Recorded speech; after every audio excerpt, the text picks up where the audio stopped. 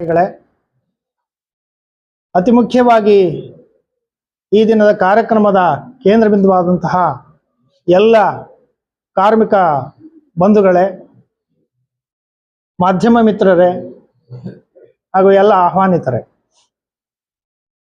ಈ ದಿವಸ ನಾವು ತಾಲೂಕು ಕಾನೂನು ಸೇವೆಗಳ ಸಮಿತಿ KGF, ವಕೀಲರ ಸಂಘ KGF, ತಾಲೂಕು ಆಡಳಿತ ಹಾಗೂ ಕಾರ್ಮಿಕ ಇಲಾಖೆಯ ಸಹಯೋಗದೊಂದಿಗೆ ಈ ಒಂದು ಕಾರ್ಮಿಕರ ದಿನಾಚರಣೆಯನ್ನ ಆಚರಿಸಬೇಕು ಅಂತೇಳಿ ಒಂದು ತೀರ್ಮಾನವನ್ನು ತಗೊಂಡು ನಾವು ಇದ್ರ ಬಗ್ಗೆ ಸಭೆಯನ್ನ ನಡೆಸಿ ಮಾನ್ಯ ತಹಶೀಲ್ದಾರರು, ನಾವೆಲ್ಲರೂ ಕೂಡ ಅಧ್ಯಕ್ಷರು, ಎಲ್ಲರೂ ಕೂಡ ಸಂಘದ ನಮ್ಮ ಈ ಕಾನೂನು ಸೇವೆಗಳ ಸಮಿತಿಯ ಸದಸ್ಯರು ನಾವೆಲ್ಲ ಏನಿದ್ದೀವಿ ಒಂದು ತೀರ್ಮಾನ ಮಾಡಿ ಅತಿ ಮುಖ್ಯವಾಗಿ ನಾವು ಕಾರ್ಮಿಕರಿಗೆ ಈ ಒಂದು ಕಾರ್ಮಿಕರ ದಿನಾಚರಣೆ ಅಂತಂದಾಗ ಅದಕ್ಕೆ ಮಹತ್ವಪೂರ್ಣವಾಗಿ ಏನಾದರೂ ಒಂದು ಅರ್ಥ ಬರೋ ರೀತಿಯಲ್ಲಿ ಒಂದು ಕಾರ್ಯಕ್ರಮ ಮಾಡಬೇಕು ಅನ್ನೋ ನಿಟ್ಟಿನಲ್ಲಿ ನಾವೆಲ್ಲರೂ ಕೂಡ ತೀರ್ಮಾನ ಮಾಡಿ ಕಟ್ಟ ಕಡೆಯ ವ್ಯಕ್ತಿಗೆ ಅಂತಂದ್ರೆ ಈಗ ನಾವು ಹೇಳ್ತೀವಿ, ಈಗ ನಮ್ಮ ದೇಶದ ರೈತನಿಗೆ ಬೆನ್ನೆಲುಬು ಬಂತು, ಆ ರೈತನಿಗೆ ಅನ್ನದಾತ ಅಂತೀವಿ ನಾವು, ಇಡೀ ದೇಶಕ್ಕೆ ಅನ್ನ ಕೊಡ್ತಾನ ನಾವು. ನನ್ನ ಪ್ರಕಾರ ನಿಮ್ಮ ಕಾರ್ಮಿಕರು, ಕಟ್ಟಡ ಕಾರ್ಮಿಕರು ನೀವೇನಿದಿರಿ, ನಿಮ್ಮನ್ನ ಆಶ್ರಯದಾತರು ಅಂದ್ರೆ ಏನೋ ತಪ್ಪಾಗ್ಲಾರ್ದು ಅಂತ ನನ್ನ ಭಾವನೆ. ಯಾಕೆ ಅಂತಂದ್ರೆ ನೀವು ರೈತ, ನಮ್ಮ ದೇಶದ ರೈತರು ಅನ್ನದಾತ, ಅವನು ಇಡೀ ದೇಶಕ್ಕೆ ಅನ್ನ ಹಾಕ್ತಾನೆ, ಆಹಾರ ಧಾನ್ಯವನ್ನೇ ಬೆಳಿತಾನೆ, ಇಡೀ ದೇಶಕ್ಕೆ ಕೊಡ್ತಾನೆ. ನಾವೆಲ್ಲರೂ ಕೂಡ ಆಹಾರ ಧಾನ್ಯವನ್ನು ದಿನನಿತ್ಯದ ಆಹಾರವಾಗಿ ನಾವು ಬಳಸ್ಕೊಂಡು ನಮ್ಮನ್ನ ಪೋಷಣೆ ಮಾಡ್ತಾನೆ. ಆದ್ರೆ ಇರೋದಕ್ಕೆ ನೆಲೆ ಅಥವಾ ಒಂದು ಆಫೀಸ್ ಇರ್ಬೋದು, ಕಚೇರಿ ಇರ್ಬೋದು, ಯಾವುದೇ ಕಟ್ಟಡಗಳು ನಾವು ಕೆಲಸ ಮಾಡ್ತಕ್ಕಂಥ ಜಾಗ, ಕೋರ್ಟು, ನ್ಯಾಯಾಧೀಶರು ಇದು ಇರ್ಬೋದು, ಕಚೇರಿ, ಜಿಲ್ಲಾ ಆಡಳಿತದ ಕಚೇರಿಗಳು, ಸರ್ಕಾರಿ ಕಚೇರಿಗಳು, ಮತ್ತೆ ನಾವು ಎಲ್ಲದಕ್ಕೂ ಹೆಚ್ಚಾಗಿ ನಾವು ವಾಸ ಮಾಡ್ತಕ್ಕಂಥ ಮನೆಗಳನ್ನ ನಿರ್ಮಾಣ ಮಾಡ್ತಕ್ಕಂಥವ್ರು ನಮ್ಮ ಕಟ್ಟಡ ಕಾರ್ಮಿಕರು. ಅದಕ್ಕಾಗಿ ಈಗ ನಿಮಗೆ ಈ ಹಿಂದೆ ಇದ್ರ ಹಿನ್ನೆಲೆ ಏನಪ್ಪಾ ಅಂತಂದ್ರೆ 19ನೇ ಶತಮಾನ ಅಂತಂದ್ರೆ 1886ನೇ ಸಾಲಿನಲ್ಲಿ ಮೇ 1 ಇಲ್ಲಿ ಮೊದಲು ಅಮೆರಿಕದಲ್ಲಿ ಚಿಕಾಗೋ ಅನ್ನೋ ಇದರಲ್ಲಿ ಈ ಮಾರ್ಕ್ಸಿಸ್ಟ್ ಇಂಟರ್ನ್ಯಾಷನಲ್ ಸೋಷಿಯಲ್ ಕಾಂಗ್ರೆಸ್ ಅನ್ನೋ ಒಂದು ರೆಸಲ್ಯೂಷನ್ ಅನ್ನು ಪಾಸ್ ಮಾಡ್ತಾರೆ. ಹಾಗೆ ಒಂದು ಸಭೆಯನ್ನ ಕರೀತಾರೆ, ಸ್ಟ್ರೈಕ್ ಮುಷ್ಕರ ಮಾಡ್ತಾರೆ ಅವರು. ಅವ್ರ ಡಿಮಾಂಡಿಗೆ ವೇಜಸ್ಸು ನಮಗೆ, ಆಮೇಲೆ ಲೀವು, ಪ್ರತಿಯೊಂದು ಇದ್ರ ಬಗ್ಗೆ. ಅವಾಗ ಮುಂಚೆ ಏನಿತ್ತು ಅಂದ್ರೆ ಅಮೆರಿಕದಲ್ಲಿ 15 ಗಂಟೆಗಳ ಕಾಲ ಒಬ್ಬ ಕಾರ್ಮಿಕ 15 ಗಂಟೆಗಳ ಕಾಲ ಸತತವಾಗಿ ದುಡಿಬೇಕಾಗಿತ್ತು. ಆ ಒಂದು ನಿಟ್ಟಿನಲ್ಲಿ ಅದನ್ನ ಸುಧಾರಣೆ ತರಬೇಕು ಅನ್ನೋ ನಿಟ್ಟಿನಲ್ಲಿ ಮುಷ್ಕರ ಮಾಡ್ತಾರೆ. ಆ ಮುಷ್ಕರದಲ್ಲಿ 8 ಗಂಟೆಗಳ ಕಾಲ 15 ಗಂಟೆ ಇದ್ದುದನ್ನ 8 ಗಂಟೆಗೆ ಅದನ್ನ ಕಡಿಮೆ ಮಾಡಬೇಕು, ರೆಡ್ಯೂಸ್ ಮಾಡಬೇಕು ಅನ್ನೋ ನಿಟ್ಟಿನಲ್ಲಿ ಮುಷ್ಕರ ಮಾಡ್ತಾರೆ. ಅಲ್ಲೂ ಕೂಡ ಏನೋ ಒಂದು ಬಾಂಬ್ ಬ್ಲಾಸ್ಟ್ ಆಗುತ್ತೆ. ಅಲ್ಲಿ ಎಷ್ಟೋ ಜನ ಅಧಿಕಾರಿಗಳು, ಇದು ಸಾರ್ವಜನಿಕರು, ಸಿವಿಲೈಸೇಷನ್ ಅಂತ ನಾವು ಇದು ಮಾಡ್ಕೋತಾರೆ. ಅದೇ ಒಂದು ಹಿನ್ನೆಲೆಯಲ್ಲಿ ಮತ್ತೆ ಒಂದು ಎಲ್ಲ ಆರ್ಗನೈಸ್ ಮಾಡ್ತಾರೆ, ಒಂದು ಸಂಘ ಸಂಸ್ಥೆನ ಆರ್ಗನೈಸ್ ಮಾಡಿ ಚಿಕಾಗೋದಲ್ಲಿ 19ನೇ ಶತಮಾನದಲ್ಲಿ ನ್ಯಾಷನಲ್ ಕನ್ವೆನ್ಷನ್ ಅಂತ ಹೇಳ್ಬಿಟ್ಟು ಅಮೆರಿಕನ್ ಫೆಡರೇಷನ್ ಆಫ್ ಲೇಬರ್ ಅಂತೇಳಿ ಮಾಡ್ತಾರೆ. ಲೀಗಲ್ ವರ್ಕಿಂಗ್ ಅಂತಂದ್ರೆ 8 ಗಂಟೆಗಳ ಕಾಲ, ಅದನ್ನ 15 ಇದ್ದದನ್ನ 8 ಗಂಟೆಗೆ ಮಾಡ್ತಾರೆ. ಈ ಒಂದು ನಿಟ್ಟಿನಲ್ಲಿ ಪ್ರತಿ ವರ್ಷ ನಾವು ಮೇ 1ನೇ ತಾರೀಕು ಏನಿದೆ ಇದನ್ನ ಕಾರ್ಮಿಕರ ದಿನಾಚರಣೆ ಅಂತ ನಾವು ಆಚರಿಸ್ಕೊಂಡ್ ಬರ್ತಾ ಇದೀವಿ. ನಮ್ಮ ಇಂಡಿಯಾದಲ್ಲಿ ಹೇಳ್ಬೇಕು ಅಂತ ನಮ್ಮ ದೇಶದಲ್ಲಿ, ನಮ್ಮ ಭಾರತ ದೇಶದಲ್ಲಿ 1923ನೇ ಇಸ್ವಿಯಲ್ಲಿ ಪ್ರಥಮವಾಗಿ ಈ ಒಂದು ಕಾರ್ಮಿಕರ ದಿನಾಚರಣೆಯನ್ನು ಆಚರಣೆ ಮಾಡ್ತಾರೆ. ಯಾರು ಲೀಡರ್ಶಿಪ್ ಅಂದ್ರೆ ಕಾಮ್ರೇಡ್ ಸಿಂಗಾರವೇಲು ಚೆಟ್ಟಿಯಾರ್ ಅಂತ ತಮಿಳುನಾಡವರು, ಅವರ ಒಂದು ಅಧ್ಯಕ್ಷತೆಯಲ್ಲಿ, ಅವರ ಒಂದು ಲೀಡರ್ಶಿಪ್ ನಲ್ಲಿ ಈ ಕಾರ್ಮಿಕರ ದಿನಾಚರಣೆ ನಮ್ಮ ದೇಶದಲ್ಲಿ 1923ರಲ್ಲಿ, ಅದು ನಮ್ಮಲ್ಲಿ ಹೇಳ್ಬೇಕಂದ್ರೆ ಸೌತ್ ಇಂಡಿಯಾ ಅಂದ್ರೆ ಚೆನ್ನೈನಲ್ಲಿ ಪ್ರಪ್ರಥಮವಾಗಿ ಅದು ಆಚರಣೆ ಮಾಡ್ತಕ್ಕಂಥ ಒಂದು ಲೀಡರ್ಶಿಪ್ ನಲ್ಲಿ ಅದೊಂದು ತೀರ್ಮಾನ ತಗೊಂಡು ಮಾಡ್ತಕ್ಕಂಥದ್ದು. ಆ ಒಂದು ನಿಟ್ಟಿನಲ್ಲಿ ಇವತ್ತಿಗೂ ಕೂಡ ನಾವು ಸತತವಾಗಿ ಪ್ರತಿ ವರ್ಷ ಇಂಟರ್ನ್ಯಾಷನಲ್ ಈ ಲೇಬರ್ಸ್ ಡೇ ಅಂತೇಳಿ ನಾವು ಆಚರಿಸ್ಕೊಂಡ್ ಬರ್ತಾ ಇದ್ದೀವಿ. ನಮ್ಮ ಕಾನೂನಾತ್ಮಕ ಕೆಲವು ಹೇಳ್ಬೇಕು ಅಂತಂದ್ರೆ ಸಾಕಷ್ಟು ಈಗ ಕಾನೂನುಗಳನ್ನ ತಂದಿರ್ತಕ್ಕಂಥದ್ದು, ಕೆಲವು ವಿಚಾರಗಳನ್ನ ನಮ್ಮ ಲೇಬರ್ ಇನ್ಸ್ಪೆಕ್ಟರ್ ಮೇಡಮ್ ಮಾತಾಡ್ತಾರೆ. ಈ ಸವಲತ್ತುಗಳ ಬಗ್ಗೆ, ಇದ್ರಗಳ ಬಗ್ಗೆ ಮಾತನಾಡ್ತಕ್ಕಂಥದ್ದು ಅವ್ರು ಹೇಳ್ತಾರೆ. ಸರ್ಕಾರದಿಂದ ನಿಮಗೇನು ಸಿಗ್ಬಹುದು, ಯಾವ ಸವಲತ್ತುಗಳನ್ನ ಸರ್ಕಾರ ನಿಮಗೆ ಕೊಡಮಾಡಿದೆ, ಯಾವ ಯೋಜನೆಗಳನ್ನ ರೂಪಿಸ್ಕೊಂಡಿದೆ ಅನ್ನೋದ್ರ ಬಗ್ಗೆ ಅವ್ರು ಮಾತಾಡ್ತಾರೆ. ಸೊ ಈ ಒಂದು ನಿಟ್ಟಿನಲ್ಲಿ ನಮಗೆ ಇಲ್ಲಿ ಭಾರತದ ಸಂವಿಧಾನ ನಮ್ಮೆಲ್ರಿಗೂ ಗೊತ್ತು. ಭಾರತದ ಸಂವಿಧಾನದ ಪ್ರಕಾರ ಕೆಲವು ಆರ್ಟಿಕಲ್ಸ್ ಮಾಡಿದ್ದಾರೆ, ಕೆಲವು ಇದನ್ನ ಪ್ರಾವಿಷನ್ ಮಾಡಿದ್ದಾರೆ. ಬಾಲ ಕಾರ್ಮಿಕರನ್ನ ನೇಮಕ ಮಾಡ್ಕೊಳಂಗಿಲ್ಲ, ಆಮೇಲೆ ಸಮಾನ ಕೆಲಸಕ್ಕೆ ಸಮಾನ ವೇತನ ಅನ್ನೋದನ್ನು ಕೂಡ ಸಂವಿಧಾನದಲ್ಲಿ ಅಳವಡಿಸ್ಕೊಂಡ್ರು. ಆಮೇಲೆ ನಿಮಗೆ ಬೇರೆ ಬೇರೆ ಸರ್ಕಾರದಿಂದ ಕೊಡಮಾಡ್ತಕ್ಕಂಥ ನಿಮ್ಮ ಹಕ್ಕುಗಳನ್ನ ನೀವು ಕೇಳ್ತಕ್ಕಂಥ ಜೀವಿಸುವ ಹಕ್ಕು, ಬೇರೆ ಬೇರೆ ನಿಮಗೆ ಸಂಬಂಧಪಟ್ಟಂತ ದಿನನಿತ್ಯದ ಜೀವನದ ಹಕ್ಕುಗಳನ್ನ ಕೊಡಮಾಡ್ತಕ್ಕಂಥದ್ದು ಕೂಡ ನಮ್ಮ ಭಾರತ ಸಂವಿಧಾನದಲ್ಲಿ ಅದನ್ನ ಅಳವಡಿಸ್ಕೊಳ್ಳಲಾಗಿದೆ. ಎಷ್ಟೋ ಜನಕ್ಕೆ ನಮಗೆ ಗೊತ್ತಿರಲ್ಲ. ಏನೋ ಒಂದು ಕಾರ್ಮಿಕ ದಿನಾಚರಣೆ ಮಾಡ್ತೀವಿ, ಏನೋ ಬಂದ್ಬಿಟ್ಟಿದೆ, ಪ್ರತಿ ವರ್ಷ ನಾವು ಮಾಡ್ತೀವಿ. ಅದರ ಹಿನ್ನೆಲೆ ಏನು, ಯಾವ ಕಾರಣಕ್ಕಾಗಿ ಇದು ಜಾರಿಗೆ ಬಂತು, ಇದರ ಉದ್ದೇಶ ಏನು ಅಂತಕ್ಕಂಥ ತಿಳ್ಕೊಳ್ತಕ್ಕಂಥದ್ದು ನಮ್ಮೆಲ್ಲರ ಆದ್ಯ ಕರ್ತವ್ಯ ಅಂತ ನಾನು ಭಾವಿಸ್ತೇನೆ. ಈ ಒಂದು ನಿಟ್ಟಿನಲ್ಲಿ ಈಗಲೂ ಕೂಡ ಈ ವರ್ಷದ 2026 ಒಂದು ಥೀಮ್ ಮಾಡಿದ್ದಾರೆ. ಅದು ಇಂಗ್ಲಿಷ್ನಲ್ಲಿದೆ.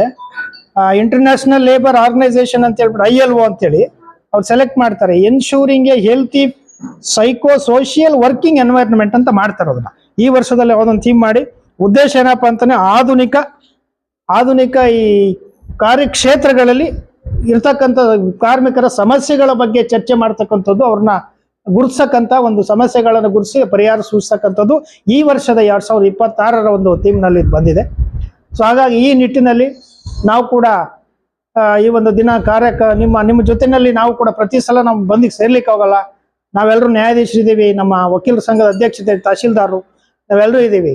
ನಾವಂದ್ರೆ ನಿಮ್ಮನ್ನು ಕೂಡ ನಮ್ಮನ್ನೆಲ್ಲ ನೋಡಕ್ ಆಗಲ್ಲ. ನಿಮ್ಮನ್ನ ಕೋರ್ಟ್ಗಳಲ್ಲಿ ನೀವು ಯಾರು ಕೇಸ್ ಇದ್ದಾಗ ಅಷ್ಟೇ ಬರೋರು, ಅಷ್ಟು ಬಿಟ್ಬಿಟ್ರೆ ಬೇರೆ ನಿಮ್ಮನ್ನೆಲ್ಲ ನಾವು ನೋಡ್ಲಿಕ್ಕೆ ನಿಮ್ಮ ಮುಖಾಮುಖಿ ನಿಮ್ಮನ್ನ ನೋಡಿ ನಿಮ್ಮನ್ನ ಭೇಟಿ ಮಾಡಿ ಅಥವಾ ನಿಮ್ಮ ಜೊತೆ ನಾವು ಇದುಗಳನ್ನ ಹಂಚ್ಕೊಳ್ಲಿಕ್ಕೆ ನೋಡ್ತಕ್ಕಂಥ ಅವಕಾಶ ಒಂದು ಈ ದಿನ ಅಂತ ಹೇಳ್ಬಿಟ್ಟು ನಾನು ಭಾವಿಸಿ ನಾವೆಲ್ಲರೂ ಕೂಡ ತೀರ್ಮಾನ ಮಾಡಿ ಇದೊಂದು ಕಾರ್ಯಕ್ರಮವನ್ನು ಇಲ್ಲಿ ಆಯೋಜಿಸ್ತೀವಿ.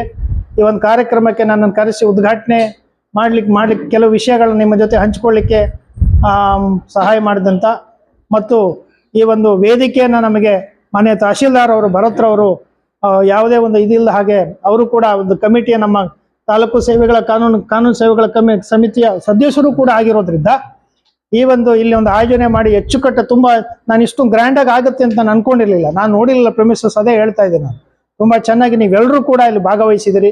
ಎಂಥದೇ ಸಮಸ್ಯೆಗಳಿದ್ರು ಕಾನೂನಾತ್ಮಕವಾಗಿ ಸಂವಿಧಾನಾತ್ಮಕವಾಗಿ ನೀವು ಸಾಕಷ್ಟು ಇದುಗಳನ್ನ ಮಾಡಿದೆ ಕಾನೂನು. ಹಾಗಾಗ್ಬಿಟ್ಟು ಈ ಒಂದು ನಿಟ್ಟಿನಲ್ಲಿ ಎಲ್ಲರಿಗೂ ಕೂಡ ಎಲ್ಲರೂ ನಿಮ್ಮ ಮುಖ್ಯ ವಾಹಿನಿಗೆ ತರ್ತಕ್ಕಂಥ ಕೆಲಸ ಪ್ರಯತ್ನ ನಾವು ಮಾಡ್ತೀವಿ. ನಾವು ಕೂಡ ನಿಮ್ಮ ಜೊತೆಗಿರ್ತೇವೆ.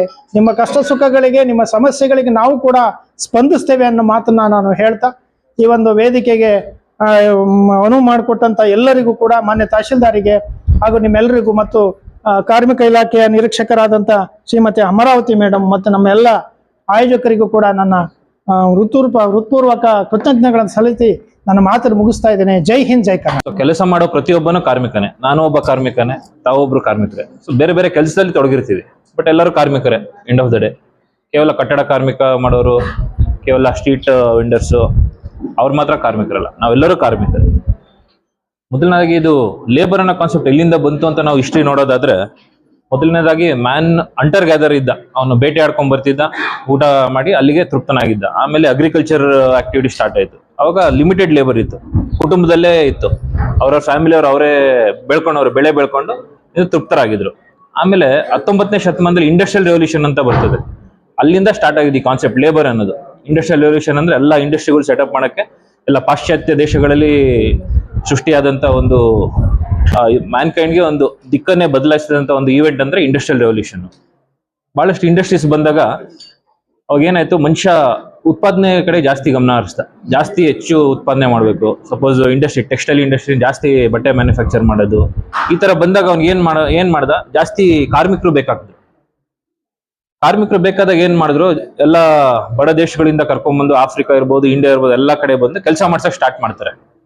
ಆ ಕೆಲಸ ಮಾಡಿ ಇನಿಷಿಯಲಿ ಎಲ್ಲ ಸರಿಯಾಗಿರುತ್ತೆ, ಆಮೇಲೆ ಮನುಷ್ಯನ್ಗೆ ಆಸೆ ಅನ್ನೋದು ಜಾಸ್ತಿಯಾಗಿ ದುರಾಸೆಯಾಗಿ ಕನ್ವರ್ಟ್ ಆಗಿ ಎಕ್ಸ್ಪ್ಲಾಟೇಷನ್ ಸ್ಟಾರ್ಟ್ ಆಗುತ್ತೆ.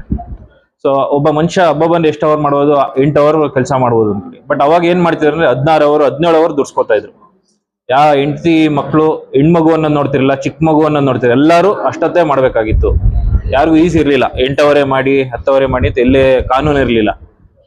ಸೊ ಆಮೇಲೆ ಯಾವುದೇ ರೀತಿಯಾದ ರೈಟ್ಸ್ ಇರ್ಲಿಲ್ಲ ಅವ್ರಿಗೆ, ಬಿಟ್ಟು ಹೋಗಂಗಿರ್ಲಿಲ್ಲ. ಅವ್ರು ಒಂದ್ಸಲ ಬಂದಲ್ಲಿ ಸಿಗಾಕೊಂಡ್ರೆ ಆ ಇಂಡಸ್ಟ್ರೀಸ್ಗೆ ಅವ್ರ ಜೀವನ ಪರ್ಯಂತ ಅಲ್ಲೇ ಇರೋದು, ಅಲ್ಲೇ ಇರ್ಬೇಕು ಅವನು. ಅವ್ರು ಯಾವುದೇ ವಾಯ್ಸ್ ರೈಸ್ ಮಾಡಂಗಿಲ್ಲ. ಇವಾಗ ಬಹಳಷ್ಟು ಜನ ಕೇಳಿದ್ರು ನಮ್ಗೆ ಆ ಫೆಸಿಲಿಟಿ ಸಿಕ್ಕಿಲ್ಲ, ಈ ಫೆಸಿಲಿಟಿ, ಇದೆಲ್ಲ ಅವಕಾಶ ಇವಾಗ ಸಿಕ್ಕಿದೆ ನಿಮ್ಗೆ. ಬಟ್ ಅವಾಗಿದ್ದವ್ರಿಗೆ ಈ ಮಾತಾಡಕ್ಕೂ ಆಗ್ತಿರ್ಲಿಲ್ಲ. ಒಂದ್ ಕಡೆ ಸೇರ್ಕೊಂಡ್ರೆ ಅವ್ರ ಅಲ್ಲೇ ಲಾಕ್. ಅವ್ರು ಎಷ್ಟು ಕೊಡ್ತಾರೆ ಅಷ್ಟೇ ಇಸ್ಕೊಬೇಕು. ನಿಮ್ಗೆ ಅವ್ರು ದುಡ್ಡು ಕೊಟ್ರು ಇಲ್ಲ. ಒಂದೊತ್ತು ಊಟ ಕೊಟ್ರೆ ಆಯ್ತು, 3 ಹೊತ್ತು ಊಟ ಅವೆಲ್ಲ ಇಲ್ಲ. ಇಂಥ ಒಂದು ಸಂದರ್ಭ ಇತ್ತು. ಇಂಥ ಒಂದು ವಾತಾವರಣ ಇದ್ದಂಥದ್ದಲ್ಲಿ ಅಮೆರಿಕಲ್ಲಿ ಹೇ ಮಾರ್ಕೆಟ್ ಪ್ರೊಟೆಸ್ಟ್ ಅಂತ ನಡೀತೆ ಸುಮಾರು 1886 ಅಲ್ಲಿ. ಹೇ ಮಾರ್ಕೆಟ್ ಪ್ರೊಟೆಸ್ಟ್ ಹಿಂಗೆ ಕೇಳ್ತಾರೆ, ಇದೇ ತರ ನಿಮ್ಮಂಗೆ ಸಂಘಟಿತರಾಗಿ ನಮ್ಗೆಲ್ಲ ತುಂಬಾ ಅನ್ಯಾಯ ಆಗ್ತಿದೆ ಸ್ವಾಮಿ, ನಮ್ಗೆ ಒಂದು ವರ್ಕಿಂಗ್ ಅವರ್ಸ್ ರಿಸ್ಟ್ರಿಕ್ಟ್ ಮಾಡಿ ಅಂತ ಹೇಳ್ತಾರೆ. ಒಂದು 8 ಅವರ್ ಮಾಡಿ, ನಮ್ಗೆ 10 ಅವರ್ ಕೆಲಸ ಮಾಡ್ತೀವಿ ಆ ತರ ಅಂತ. ಅದನ್ನ ಒಪ್ಪಲ್ಲ ಬಹಳಷ್ಟು ಇಂಡಸ್ಟ್ರಿಯಲಿಸ್ಟ್. ಹಾಗೇನು ಶೂಟೌಟ್ ಎಲ್ಲ ಆಗಿ ಕೆಲವ್ರನ್ನ ಮಾರಣಾಂತಿಕ ಹಲ್ಲೆಗೆ ಒಳಗಾಗ್ತಾರೆ. ಬಹಳಷ್ಟು ಜನ ಸಾವಿಗೆ ಈಡಾಗ್ತಾರೆ. ಆಮೇಲೆ ಶಿಕಾಗೋ ಕನ್ವೆನ್ಷನ್ ಅದೆಲ್ಲ ಬರ್ತದೆ. ಶಿಕಾಗೋ ಕನ್ವೆನ್ಷನ್ ಬಂದ್ಮೇಲೆ ಜಾಗತಿಕ ಮಟ್ಟದಲ್ಲಿ ಇದೊಂದು ಅರಿವು ಮೂಡಿಸ್ತದೆ ಎಲ್ಲರಿಗೂ. ಏನೋ ಇದಿದೆ, ಲೇಬರ್ ಅವ್ರಿಗೂ ನಾವು ಫೋಕಸ್ ಮಾಡಬೇಕು ಅಂತ. ಮುಂಚೆ ಲೇಬರ್ ಅಂದ್ರೆ ಏನು, ಜಸ್ಟ್ ಎಕ್ಸ್ಪ್ಲಾಟೇಷನ್, ಕಸಕ್ ಸಮಾನ, ಇವರೇನು ಮನುಷ್ಯರಲ್ಲ, ಇವರು ಜಸ್ಟ್ ಯೂಸ್ ಅಂಡ್ ಥ್ರೋ ವಸ್ತುಗಳ ತರ ಇತ್ತು. ಇವರೊಬ್ರು ಮನುಷ್ಯರು, ಇವ್ರಿಗೂ ಒಂದು ಫೇರ್ ವೇಜಸ್ ಕೊಡಬೇಕು, right to fair wages, so equal pay for equal work, ಆಮೇಲೆ restricted hours of work, safe and hygienic working conditions ಇರಬೇಕು. ಸಪೋಸ್ ಈ ತರದ್ದೇ ಒಂದು ಇಮ್ಯಾಜಿನ್ ಮಾಡ್ಕೊಳ್ಳಿ, ಇದೆ ಇಷ್ಟೇ ಕಟ್ಟಡ, ಇಲ್ಲಿ ಎಷ್ಟು ಜನ ಇದೀರಿ, ಇದಕ್ಕಿಂತ ಇನ್ನೊಂದು 50 ಜನ ತಂದು ಇಲ್ಲೇ ಮಾಡ್ಕೊಳ್ಳಿ, ನೀವು ಇಲ್ಲೇ ವಾಸ ನಿಮ್ದು ಹೇಗೆ ಅನ್ಸುತ್ತೆ? ಸೊ ಬಹಳಷ್ಟು ಜನಕ್ಕೆ ಶೌಚ ಫೆಸಿಲಿಟೀಸ್ ಇರಲಿಲ್ಲ, ವುಮೆನ್ಗೂ ಇರಲಿಲ್ಲ. ಇದನ್ನೆಲ್ಲ ಮನಗಂಡು ಇಂಟರ್ನ್ಯಾಷನಲ್ ಲೆವೆಲ್ ಅಲ್ಲಿ ನಮಗೆ ಡಿಸ್ಕಷನ್ಸ್ ಆಗಿ ಲೇಬರ್ಗೆ ರೈಟ್ಸ್ ಕೊಡ್ಬೇಕು ಅನ್ನೋ ನಿಟ್ಟಿನಲ್ಲಿ ಬಹಳಷ್ಟು ದೇಶಗಳು ಕಾನ್ಸ್ಟಿಟ್ಯೂಷನ್ಗಳಲ್ಲೂ ಅಳವಡಿಸ್ಕೊಂಡಿದ್ದಾವೆ. ಇದನ್ನೆಲ್ಲ ಫೆಸಿಲಿಟೀಸ್ ಕೊಡಬೇಕು. ನಮ್ಮ ಕಾನ್ಸ್ಟಿಟ್ಯೂಷನ್ ಅಲ್ಲೂ ಮಹತ್ವವಾದ ಅಂಶಗಳಿದಾವೆ ಲೇಬರ್ಗೆ ಸಂಬಂಧಪಟ್ಟಂತೆ. Especially mainly article 14 right to equality ಇರ್ಬೋದು. ಆರ್ಟಿಕಲ್ 23, 24 ಅಂತ ಇದೆ, ಬಹಳ ಮುಖ್ಯ ಅದು. ಸೊ ರೈಟ್ ಅಗೇನ್ಸ್ಟ್ ಎಕ್ಸ್ಪ್ಲಾಟೇಷನ್ ಅಂತ ಬರ್ತದೆ, and right against forced labour. We can't force anybody to do work against his own will. So ನಿಮ್ಮ ಇಚ್ಛಾಶಕ್ತಿಗೆ ವಿರುದ್ಧವಾಗಿ ಯಾರಿಗೂ ನಿಮಗೆ ಕೆಲಸ ಮಾಡಿ ಅಂತ ನಾವು ಹೇಳಂಗಿಲ್ಲ. ಆಮೇಲೆ ಇಷ್ಟೇ ಅವರ್ಸ್ ರಿಸ್ಟ್ರಿಕ್ಟ್ ಇದೆ, ವಾರದಲ್ಲಿ ಒಂದು ದಿವಸ ರಜೆ ಇದೆ. ನೀವೆಲ್ಲ ಕೇಳ್ಬೋದು, PF ಇದೆ, ಎಷ್ಟು ಜನಕ್ಕೆ ESI ಸೌಲಭ್ಯಗಳಿದಾವೆ, ಇದು ಯಾವುದೂ ಇರಲಿಲ್ಲ ಮುಂಚೆ. ಇವಾಗ ಏನ್ ನೀವು ಅನುಭವಿಸ್ತಿದ್ದೀರಾ, ಅವಾಗ ಅವರೆಲ್ಲ ಹೋರಾಟ ಮಾಡಿ ಯಾರು ಜೀವ ತ್ಯಾಗ ಮಾಡಿದ್ರಲ್ಲ, ಅವರ ಪ್ರತಿಫಲ ನಾವೆಲ್ಲರೂ ಅನುಭವಿಸ್ತೀವಿ, ಎಲ್ಲ ಕಾರ್ಮಿಕರು. ಸೊ ಹಾಗಾಗಿ ಈ ಒಂದು ಶುಭ ಸಮಾರಂಭದಲ್ಲಿ ಇಂಥ ಗೌರವಾನ್ವಿತ ನ್ಯಾಯಾಧೀಶರ ಮುಂದೆ ಮಾತ್ರ ನನಗೆ ಪ್ರಿವಿಲೇಜ್ ಅನಿಸ್ತದೆ. ಯಾಕಂದ್ರೆ ನ್ಯಾಯಾಧೀಶರ ನ್ಯಾಯ ದೇವತೆಗಳಂತಾರೆ. ಸೊ ನಿಮ್ಗೆಲ್ಲ ಕಾನೂನಲ್ಲಿ ಕೊಟ್ಬಿಡೋದು, ಆ ಲಾ ಇದನ್ನ ಮಾಡ್ಬೋದು, ಬಟ್ ನೀವು ಇಂಪ್ಲಿಮೆಂಟ್ ಆಗಲಿ ಅಂದ್ರೆ ಮೀನಿಂಗ್ಲೆಸ್ ಅದು.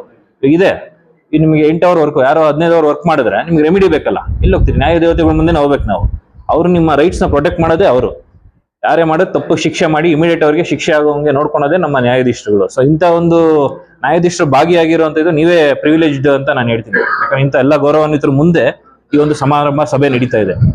ಸೊ ಹಾಗಾಗಿ ನಾವು ಮತ್ತೊಮ್ಮೆ ಈ ಇಂಟರ್ನ್ಯಾಷನಲ್ ಲೇಬರ್ ಡೇ ದಿವಸ ಎಲ್ಲ ಕಾರ್ಮಿಕರ ಕೊಡುಗೆನ ನೆನಪಿಸ್ಕೊಳ್ತಾ, ಈ ದೇಶ ಕಟ್ಟೋದಕ್ಕೆ ಬೆನ್ನೆಲುಬಾಗಿರೋದೇ ಲೇಬರ್. ಸೊ ಹಾಗಾಗಿ ಈ ಲೇಬರ್ಗಳಿಗೆ ಹೊಂದಿಸ್ತಾ ಈ ಒಂದೆರಡು ಮಾತಾಡೋಕ್ಕೆ ಅವಕಾಶ ಮಾಡಿಕೊಟ್ಟಾಗ ನನಗೆ ಎಲ್ಲರಿಗೂ ಹೊಂದಿಸ್ತಾ